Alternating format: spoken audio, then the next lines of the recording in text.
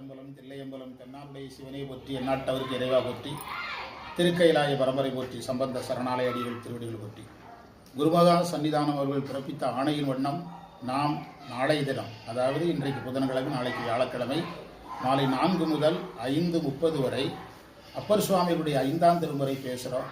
94வது பதிகம். அந்த பதிகம் ஒரு தனிச்சிறப்புடையது. அதாவது துடற்பாலதே என்றே ஒரே ஒரு வார்த்தை மகுடமாக வந்துகிட்டே இருக்குது. இறைவனை நாம் கும்பிட வேண்டும் என்ற வார்த்தை மகுடமாக வந்துட்டு இருக்கிறது.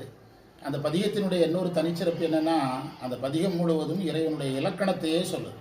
அண்டத்தானை, பண்டத்தானை, முண்டத்தானை, துண்டத்தானை, இப்படி தானை தானை தானையிலே எல்லா திருப்பாட்டும் முடிகிறது.